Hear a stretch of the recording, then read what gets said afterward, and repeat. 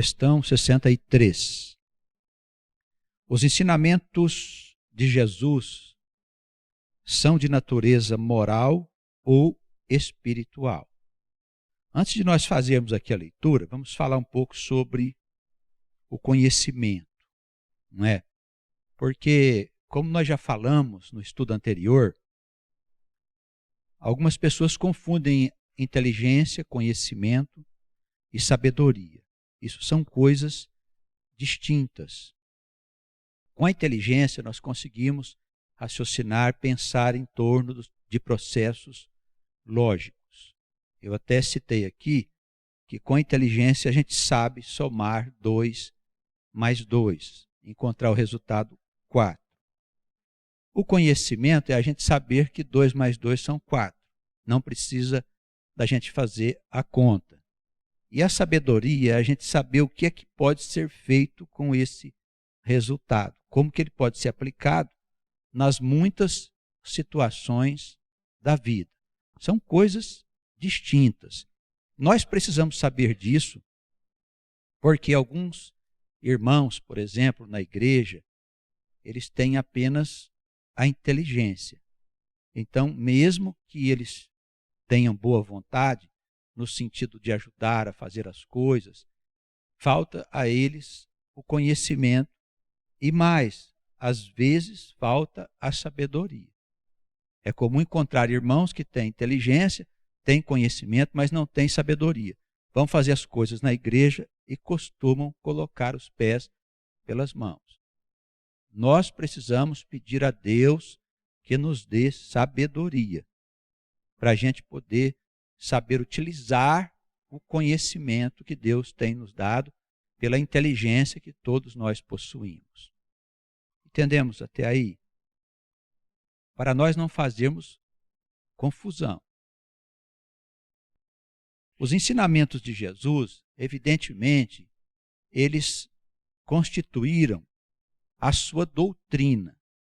O que quer dizer doutrina? É um conjunto de ideias, de pensamentos que são harmônicos entre si, que se pretende ensinar a alguém.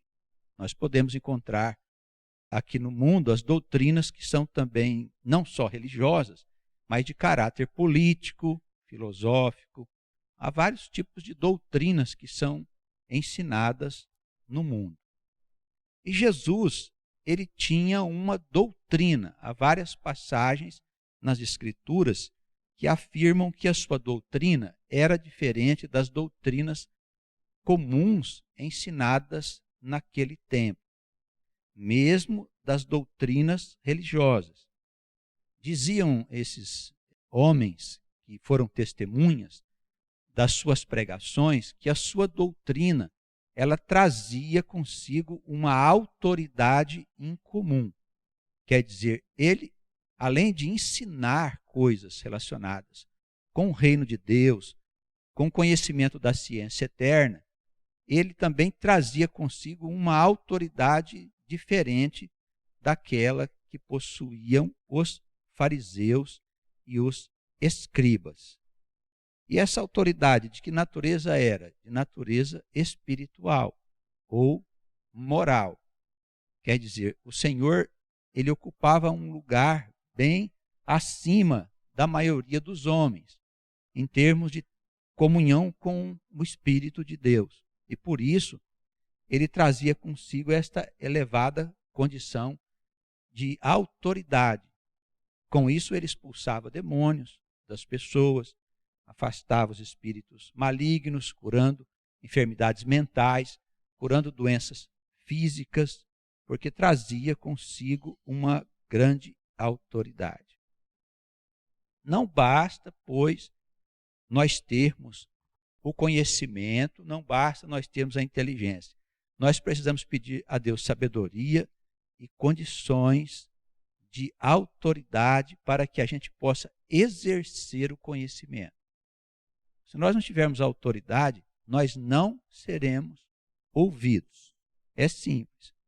Por que que muitos pais falam aos seus filhos e os seus filhos não lhes obedecem? Porque esses pais não possuem autoridade sobre eles. embora eles saibam aquilo que precisa dizer. Eles têm conhecimento do que precisa ser ensinado, mas os filhos não lhes dão ouvidos, justamente porque falta a eles uma autoridade de natureza superior, uma autoridade espiritual, que não é muito comum nos nossos dias. Tá bem? Então são várias situações aí em torno da doutrina ensinada por Jesus que nós precisamos considerar para compreender bem os seus ensinamentos. Nós colocamos aqui natureza moral ou natureza espiritual porque ensinamentos morais, nós sabemos que o homem vem desde o princípio da sua história trabalhando para melhorar o seu entendimento a respeito da própria vida. E ele, com isso, desenvolveu uma moral. O que significa moral? São os ensinamentos, são as regras de conduta que o homem, no correr do tempo, foi avaliando como se fossem regras que pudessem ser sadias, trazerem felicidades para as pessoas que andassem naqueles caminhos, ou condutas que poderiam ser nocivas, que pudessem trazer sofrimento às pessoas que caminhassem por aquelas veredas. Então, a moral, ela pertence à própria natureza do homem. Porque, sendo o homem um ser espiritual, sendo o homem uma partícula da própria divindade, ele traz consigo a natureza do próprio Deus. E o passar do tempo leva o homem a buscar naturalmente o caminho do bem. Ele vai aprendendo com o passar da história que o mal produz malefícios à vida coletiva, aos indivíduos e à própria coletividade. E vai aprendendo também que o bem traz benefícios para toda a coletividade e para a vida individual. Então, o homem começa, no desenvolver da sua história, na medida em que o progresso vai empurrando toda a criação, ele começa a entender o que é o bem e o que é o mal. Mas a moral do homem, pelo que nós entendemos nas Escrituras, ela não consegue sustentar a vida coletiva, a vida das sociedades. Isso porque existem fatores que o homem desconhece. A existência, por exemplo, do mundo invisível, do mundo eterno, que sustenta a criação visível. De uma forma geral, os homens desconhecem a existência dos espíritos que têm uma relação constante com o mundo visível, com as pessoas que estão existindo aqui na dimensão material. Esta influência dos espíritos, ela é uma das forças da própria natureza, pertence à natureza da criação. São, muitas vezes, os espíritos, almas daqueles que viveram aqui na Terra. Eles podem ocupar um bom lugar nas regiões eternas e podem ocupar também um lugar de sofrimento e de perdição. Espíritos malignos podem ser almas de homens malvados que morreram e não encontraram o lugar da sua eternidade. E como eles eram maus, eles levam para o mundo do outro lado a sua maldade. E eles exercem influência sobre pessoas com as quais eles têm sintonia. É necessário que haja uma certa parecença. O Santo Agostinho, que é um dos luminares da Igreja Católica, um dos pais da Igreja, ele dizia que o diabo costuma atormentar ou apegar-se àquelas pessoas que se parecem com ele. A palavra foi um pouco dura, mas em linhas gerais é isso mesmo. Nenhum demônio ou anjo maligno, ele se aproxima de uma pessoa se não encontrar uma certa sintonia, uma certa parecença com aquela pessoa. E daí ele se aproxima e encontra ali um lugar para entrar como se fosse numa casa. E pode trazer, evidentemente, mudança no comportamento dessa pessoa.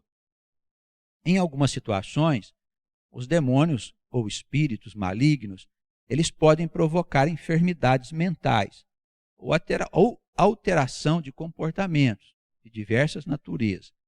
A patologia ligada às doenças espirituais, a possessão, as obsessões, enfim, uma série de enfermidades ligadas ao comportamento é um tanto extensa.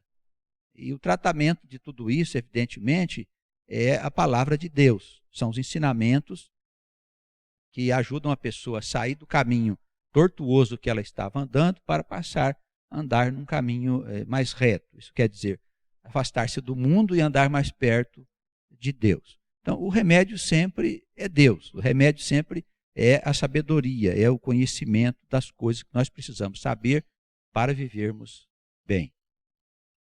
Por isso o homem, ele desconhecendo essas coisas, ele foi se deixando envolver aí por esse inimigo que tem tirado o homem do caminho.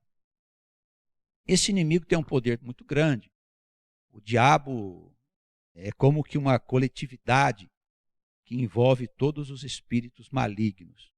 É como um espírito, uma energia que predomina sobre aqueles que estão envolvidos com a maldade. E ele acabou se enfiando dentro das igrejas, dentro de todos os lugares. No mundo atual, nós vivemos um tempo onde há uma grande confusão provocada pela presença ostensiva do diabo na vida e nos lugares. Então, é um tempo bastante complicado esse que nós estamos vivendo em função da presença cada vez mais intensa desse espírito. E ao longo da história ele fez a sua obra. Mesmo dentro da igreja, ele foi aos poucos desviando a atenção dos homens e autoridades para que as pessoas se afastassem gradualmente do evangelho. Nós vemos que a vida de Jesus e dos apóstolos eram vidas envoltas num processo de aprendizado.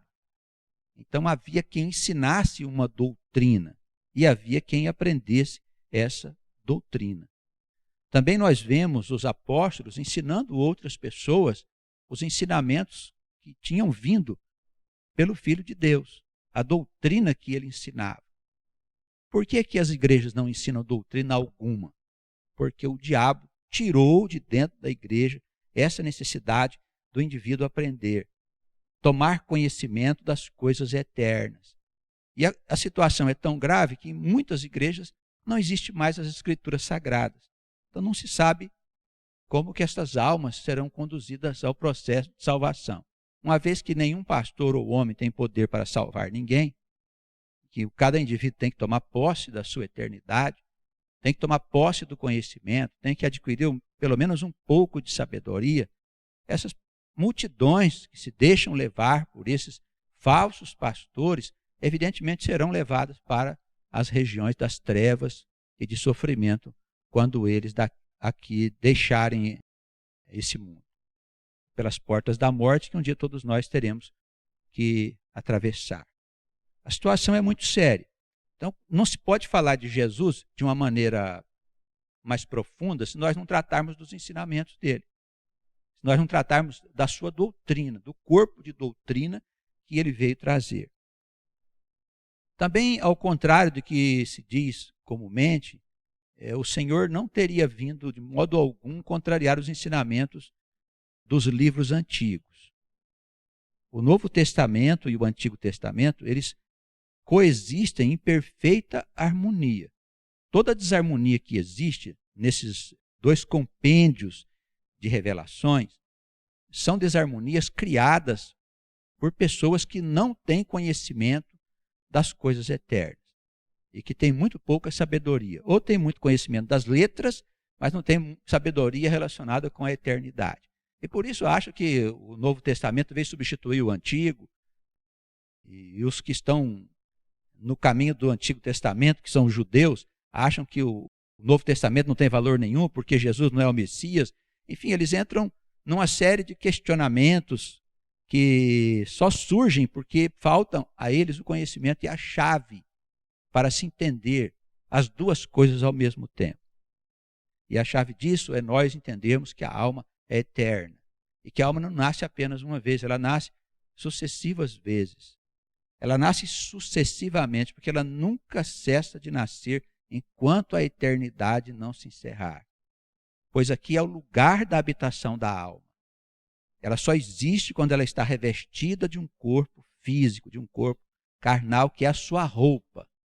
Então a alma vive sucessivamente. Sem a chave, irmãos, do renascimento sucessivo, é impossível compreender as Escrituras Sagradas no seu contexto de eternidade. E daí nós entramos por um caminho de superficialidade. E surgem todas as teorias mais absurdas para tentar explicar aquilo que não tem explicação. E entramos, infelizmente, no mundo da fantasia. A teologia vai por esse caminho porque ela não tem como explicar, de um modo inteligente, racional, os processos existentes, tanto nos livros antigos quanto nos livros do Novo Testamento. Mas Deus, na sua misericórdia, tem revelado a homens que hoje estão anunciando boas novas. Quer dizer, de homens que têm a disposição e a ousadia de deixar de seguir esse caminho, que é o caminho gerado na Idade Média, a teologia medieval, que precisa ser deixada de lado. Quem quiser avançar, precisa esquecer o que aprendeu na igreja, para poder adquirir um novo entendimento, uma nova sabedoria. E digo por quê? Porque a igreja vai ser destruída, as igrejas vão ser destruídas no fim do mundo. Não vai ficar nenhuma de pé. E só se sustentará aqueles que tiverem sabedoria. Quem não tiver sabedoria, um mínimo de sabedoria para entender o que está se passando, vão ser levados com as multidões. Precisamos ter bastante cuidado com isso. E saber que Jesus era chamado Rabi, não era à toa, não. É chamado de mestre, não era à toa, não, porque era mesmo um mestre. Alguém que tinha ensinamentos profundos a ensinar. E que falava em particular aos seus discípulos, porque nem todos os podiam ouvir e entender aquilo que ele ensinava. Então, se nós entramos nesse mundo, no campo de Jesus, no campo do Senhor, nós temos muito que aprender. Nós somos discípulos do Senhor. E se nós não tivermos vamos dizer, essa facilidade para poder deixar se instruir, nós vamos ficar aí sendo enganados. Dizendo que está salvo, que Jesus, aleluia, amém, e tal, e maravilha, e Jesus é o Senhor, e Deus é fiel, e ficamos com essas conversas e coisas que nós vemos toda hora nas ruas e que com certeza não leva a alma para lugar algum. Com certeza. É tudo muito sério, é tudo muito profundo, é tudo muito grave. A teologia da igreja é um ensinamento superficial, que frequentemente escamba pelo mundo fantasioso. Isso não serve, principalmente para enfrentar o temporal que está se armando. Tá bem? Então, nós, aqui na questão 63, os ensinamentos de Jesus são de natureza moral ou espiritual. Pode-se tirar das palavras de Jesus um tratado contendo lições da mais profunda moralidade. Porém, o homem de Deus deve considerar os ensinamentos do Messias como lições ministradas pelo próprio Espírito do Eterno. E são instruções relacionadas à vida que ele deseja para o seu povo. Então, em primeiro lugar, as instruções dadas a Jesus pelo Espírito de Deus, que constituíram o corpo da sua doutrina, têm endereço certo. Elas foram reveladas para um grupo de almas chamada povo de Deus. É um grupo de almas chamado povo de Deus, não é para gente estranha. Ah, pastor, mas você está dizendo que a palavra de Jesus não é para salvar todo mundo? Não estou dizendo isso, estou afirmando que ela está endereçada a um povo específico, aos judeus e aos cristãos. É isso. Todo mundo que é judeu e todo mundo que é cristão? Não. Há um grupo de almas que existe no meio dos cristãos e dos judeus, chamado povo escolhido. Tá bem? Tem muitos cristãos que não são cristãos. São só de aparência. Tem muitos judeus que não são judeus. São só descendentes de judeus. Mas não são judeus segundo a fé. Não são cristãos segundo a fé. Os ensinamentos do Senhor são direcionados a este povo, para que este povo possa, no futuro, orientar as demais nações. É isso que está escrito no Antigo Testamento e no Novo Testamento. Basta saber ler ali. E não ficar pegando a Escritura e lendo uma passagem aqui, achando bonita. Vou fazer disso aqui um ensinamento moral. Tudo bem, mas e daí? Você vai fazer o que com ensinamento moral? Você acha que moral é você vai ensinar a pessoa a ser boazinha? Acha que dá certo? Então todo mundo não sabe os mandamentos? Vamos trazer aqui para o universo das Escrituras. Todo mundo não sabe os mandamentos? E por que não cumprem? Porque tem alguma coisa que impede a pessoa de cumprir. É simples. Nós sabemos as regras. Então não adianta eu fazer um tratado de alta moralidade explicando para a pessoa que é maravilhoso ser bom, ser caridoso, ser isso, ser aquilo, sendo que a pessoa nem sempre conseguirá cumprir aquilo. Por quê? Porque falta a ela algo mais. Falta o quê? Falta a ela espírito. Ela não tem o Espírito de Deus. Então não basta saber. É preciso ter algo mais. Que vem da onde? Vem da fonte da sabedoria, que é o verbo divino. Vem de Deus. Se nós não tivermos espírito, nós não vamos viver a alta moral ensinada por Jesus. A questão não é de conhecimento, a questão é de espírito. Respeitamos, evidentemente, todos os filósofos, pensadores, etc., que contribuíram para melhorar o panorama geral da Terra, e sabemos que eles interpretaram os ensinamentos do Senhor ao longo do tempo, criaram regras, criaram justiça, criaram princípios, fundamentos políticos, filosóficos, etc., etc., etc., etc. No entanto, o mundo está acabando. Se fosse suficiente, o mundo não estaria acabando, o mundo está indo para o buraco. Há uma confusão instalada no mundo que vai acabar com a sociedade, vai acabar com a humanidade. Quem está falando sou eu? Não sou eu que está falando. Quem fala são os livros. Eles é que falam. As palavras de Jesus é que esclarecem a nós a esse respeito. Então, irmãos, esta palavra tem endereço certo. Aí pode ser que a alma diga assim, eu acho que eu não sou desse povo. Tem importância, segue sua vida. Eu posso vir na igreja mesmo não me sentindo povo de Deus? Pode vir. A casa está aberta. Mas se nós temos no nosso coração um sentimento de que essa palavra se dirige a nós, porque nós somos o povo de Deus, aí nós temos responsabilidade. Porque é dirigida a nós. Então, a moral do homem, ela muda, não é verdade? Nós que somos mais velhos, há uns tempos atrás, quando se falava numa separação conjugal, era uma coisa escandalosa, não é verdade? As pessoas separadas eram mal vistas na sociedade. Por quê? Porque havia um espírito do bem que via aquilo como uma coisa equivocada. O que aconteceu com o tempo?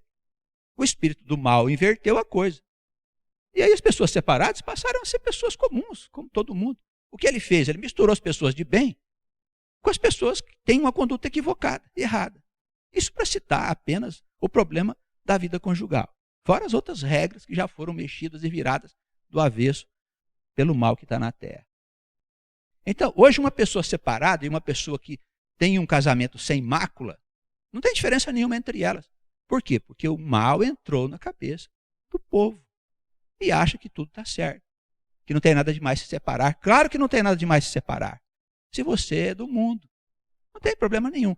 Mas se você é povo de Deus, aí tem problema. Aí é muito grave. Por quê? Porque nós temos todo um tratado relacionado com a origem da alma, com a origem do casamento, com as razões do casamento, instruções dadas especialmente ao povo santo. Se está falando conosco, nós temos que nos ajustar ali dentro. É difícil, é complicado? Sim. Você acha que é o quê? Você quer ser povo de Deus? Você quer ser luz das nações no futuro? E quer uma vida mole, uma vida tranquila, sem problema nenhum? Não, irmãos. Nós precisamos ser devidamente credenciados para sermos luz do mundo. Você acha que quando você for instruir lá na frente alguém sobre o casamento, você não vai ter problema? Você vai ter que saber o que fazer. Se você não viveu bem seu casamento, se você não tem experiência nenhuma, como é que você vai ensinar? Não é lógico, irmãos? Me parece lógico que a gente tenha que aprender, viver e andar nos santos caminhos do Senhor, para no futuro nós falarmos do Senhor e dos seus santos caminhos. Eu penso que isso é uma coisa lógica. Então a palavra do Senhor, a palavra de Jesus, ela tem endereço, é uma moralidade diferente. A moral dos homens, ela se modifica, como nós vimos no caso do casamento.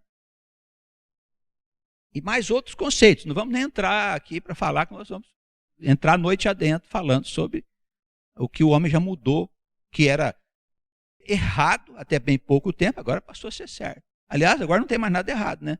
Quase nada, né? Só não pode roubar e matar. As demais coisas, o sujeito vai arrumando aqui e arrumando ali.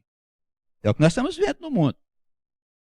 A grande confusão gerada por um espírito desconhecido, inimigo da humanidade, que vai destruir o mundo. A moral do Cristo é uma moral universal. Não é uma moral desse mundo. É uma moral em todo o universo. Por quê? Porque Deus é o mesmo Deus. Existem outros mundos habitados, evidentemente. E não tem ET por lá, não. Lá é habitado com gente como nós. Porque as leis do universo são unas. São as mesmas leis em qualquer lugar do universo. Você pode ir lá do outro lado do universo, se fosse possível a gente ir num mundo habitado, iríamos encontrar pessoas como nós. Talvez um mundo mais adiantado um pouco, uma civilização mais aperfeiçoada, como será a nossa, ou talvez um pouco mais atrasado, como já foi a nossa em outros tempos, mas pessoas como nós. Os processos físicos, orgânicos, são os mesmos em toda a criação. Possivelmente falemos línguas semelhantes, parecidas. Não é o mesmo Deus? Não saímos de um mesmo lugar. As casas lá nesse lugar podem ser parecidas com as casas aqui, evidentemente. Os animais, evidentemente. Os insetos, sim, por que não? Espécies um pouco mais aperfeiçoadas, um pouco mais atrasadas em relação ao tempo relativo da criação e do universo. Mas as mesmas leis, os mesmos modelos, porque é um mesmo Deus. Então o ensinamento de Jesus não pode ser outro. Ah, que cada mundo tem seus ensinamentos. Bom, então, cada mundo tem o seu Deus?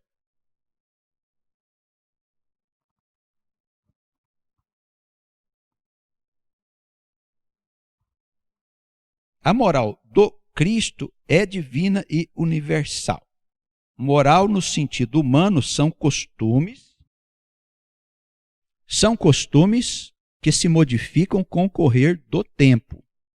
Não acontece o mesmo com as instruções do Espírito do Criador, que são lições eternas de vida, regras de conduta que não mudarão jamais.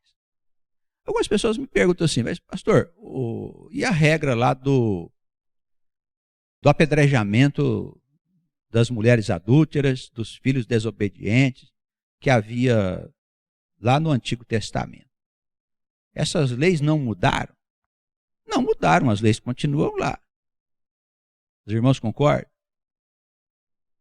O que aconteceu foi que não se aplicam mais ao estado atual da nossa sociedade, mas elas continuam válidas. Imaginemos uma situação em que essa realidade, esse mundo, fosse levado de volta aos tempos de Moisés. Quais leis que nós iríamos aplicar? As leis de Jesus, os ensinamentos do Senhor, a lei do amor, ou nós iríamos aplicar as leis de Moisés? Quais leis nós iríamos aplicar? Responda, irmãos. As leis de Moisés, evidentemente. Então as leis mudaram? Não, elas continuam lá. Elas têm utilidade para determinada situação de uma certa humanidade. Então as leis de Deus são imutáveis. As regras são imutáveis. Quando Deus disse, Ele disse, não é para mudar. Ah, agora isso aqui não, vai mudar. Não mudou. Então o que é revelado de Deus permanece para sempre. Nós precisamos entender isso. Não é que não se aplica atualmente, não, deixou de existir a lei. Não, a lei continua existindo, basta que a situação exija que seja dessa maneira. Doutor? Houve um progresso da realidade. Mas eu pergunto aos irmãos, uma outra pergunta que eu faço aos irmãos. Existiria aqui no mundo atual, nós sabemos que há países de diversas condições morais e materiais, políticas, etc. Haveria no mundo algum lugar em que a conduta das pessoas poderiam ainda estar sujeita às leis de Moisés? Porque nós dissemos que a realidade ela avançou, não é? Então, as leis de Moisés não se aplicam aonde Jesus já chegou. Mas e aonde Jesus não chegou? As leis se aplicam, evidentemente. É o caso do Oriente Médio. As leis que existem no Oriente Médio são fundamentadas no Alcorão. É o livro que orienta a conduta deles, do profeta Maomé, que é da nossa, contemporâneo nosso. Dá uma lida no Alcorão para ver se não é Moisés. É Moisés. Por quê? Porque aqueles povos ainda são primitivos. Jesus ainda não chegou lá. Então as leis estão canceladas? Não, elas estão válidas, perfeitamente sendo utilizadas aonde precisam ser utilizadas. Esses povos vão sair dessa situação? Vão sair dessa situação. Vai a lei do amor encher o mundo em todos os lugares, em todos os países, em todas as nações. Mas ainda não é assim. Então as leis reveladas a Moisés são os mandamentos. E mesmo as leis civis, elas são as leis de Deus. Aplica-se a todo o universo, a toda a criação. Jesus é a quintessência. Jesus é a parte mais fina. É a parte mais abençoada da lei. Misericordiosa. Mas veja só. Amar a Deus sobre todas as coisas e o próximo como a nós mesmos não é a lei maior? O que o Senhor disse? Destes 2 mandamentos dependem toda a lei e os profetas. É isso? Tá certo, irmãos? Mateus 22, capítulo 22, versículos 34 a 40. Destes 2 mandamentos depende toda a lei e os profetas. A passagem inteira está aqui em Mateus. Se quiser dar uma olhadinha depois no capítulo 22. Certo? Muito bem. Porque Jesus disse, destes 2 mandamentos depende toda a lei e os profetas. Porque a lei e os profetas estão embaixo desses 2 mandamentos. Os irmãos concordam? Se depende delas. Então por que foram feitas as leis de Moisés? Para que o homem pudesse chegar a Deus, não é verdade? Chegar a amar a Deus e amar o próximo. Concorda? Todas as leis duras de Moisés serviram para quê? Para conduzir a alma no caminho do aprendizado da lei maior. É isso. Então as leis, por mais duras que elas fossem, elas queriam levar aqueles homens ainda num estado de selvageria, de ignorância, para aprender o caminho da lei maior, que é a lei do amor. Então, todas as leis são perfeitas e perfeitamente válidas até os nossos dias. Então, é uma grande bobagem dizer que as leis de Moisés não estão válidas. Elas continuam válidas. Depende simplesmente da situação da alma. Elas podem não ser aplicadas a uma determinada realidade que já se modificou, como é o nosso caso. Não é verdade? Mas tem algumas sociedades que ainda aplicam a lei de morte, que mostra que os países ainda não chegaram lá, não entenderam ainda a lei do amor. E por que isso não acontece? Porque existe um inimigo no mundo que não deixa nada ir para frente. O diabo é o grande entrave do progresso dessa humanidade. Ele é um obstáculo que é desconhecido do homem, o homem não sabe que ele existe. Ele é um obstáculo, se enfia tudo quanto é lugar. O desentendimento político que tem no mundo, essa grande confusão que vocês assistem, aqui no Brasil e em outros países do mundo, não passa do diabo, que não quer que as coisas deem certo. É isso que ele vai fazer. Ele vai fazer dar errado até levar o mundo a uma grande crise, que vai destruir a estrutura do planeta. Tá bem? Isso é o fim do mundo. Não vai acabar, evidentemente, Jesus já preparou para que tudo seja devidamente superado. Para nós concluirmos a leitura da questão 63, a moral divina nunca deve ser comparada com a moral humana. Uma é eterna e a outra é transitória. Então, o que se deseja é que a moral do homem um dia chegue a ser a moral de Deus. É o que se deseja. Então, tudo concorre para este caminho. Quando a moral do homem for a moral de Deus, então o mundo vai viver em paz. E todos viverão felizes, terão que comer, onde morar, e não haverá mais doença, nem desgraça, nem tragédia. Mas sem a moral de Deus, sem o Espírito dele, para que essas coisas sejam reais e verdadeiras e possam acontecer na vida de todos, não é possível estabelecer um estado de paz e de ordem neste mundo. Para nós podermos concluir aqui a palavra de hoje, nós temos aqui o primeiro e grande mandamento, nós colocamos aí, Deuteronômio, capítulo 6, versículos 4 a 9. É o grande mandamento da lei, né? Ainda que um homem perguntou ao Senhor, um daqueles que ouviam o seu discurso, qual era o maior mandamento da lei de Deus. Então ele diz assim: ouve Israel, o Senhor nosso Deus é o único Senhor. Esse é o primeiro mandamento. As pessoas pensam que é amar a Deus sobre todas as coisas. Não é. O mandamento é ouve Israel. Sabe por quê? Porque a palavra é dirigida a Israel. Israel, quem que é Israel? Judeus e cristãos. Almas que estão sendo cuidadas e trabalhadas por Deus ao longo da história. Judeus e cristãos, é o Israel. Então ouve Israel. Essa palavra é dirigida somente ao povo de Deus. Claro que um dia o mundo todo será povo de Deus, mas por enquanto não é não. Por enquanto a palavra está sendo dirigida ao nosso povo, ao povo de Deus. Daí nós temos que ouvir bem isso. Ouve Israel. O Senhor, nosso Deus, é o único Senhor. Porque este Deus, ele exige fidelidade. Ele exige que você ande só com ele, que você se ocupe só das coisas dele. Ele exige isso. Os que quiserem se ocupar com outras coisas, fiquem à vontade. Ele não proíbe. Mas o povo dele, ele proíbe. Ao povo dele, ele diz: é só comigo, que eu tenho que resolver as questões aí com vocês. Tem sido assim ao longo de toda a história. Então, ouve Israel, o Senhor nosso Deus é o único Senhor. Amarás, pois, então, o Senhor teu Deus de todo o teu coração, de toda a tua alma, de todas as tuas forças. É fácil? Não, claro que não é fácil. Porque tudo envolve Deus. Sua alma, seu pensamento, suas forças, seu trabalho, tudo você tem que fazer pensando nesse Deus que te chama de filho. É outra coisa, é outro nível. Então é claro que o envolvimento tem que ser pleno, não pode ser uma coisa superficial. Imagina o que é você ir na igreja e achar que está tudo certo, vai para casa viver tua vida. Não aprende nada, não estuda, não vê um sujeito desenvolver ali um pensamento que esclarece o que nós estamos fazendo no mundo. Simplesmente vai ali para enfeitar a igreja, para buscar uma ajuda de Deus, para você ser bem sucedido, para resolver os problemas de casa. Tal.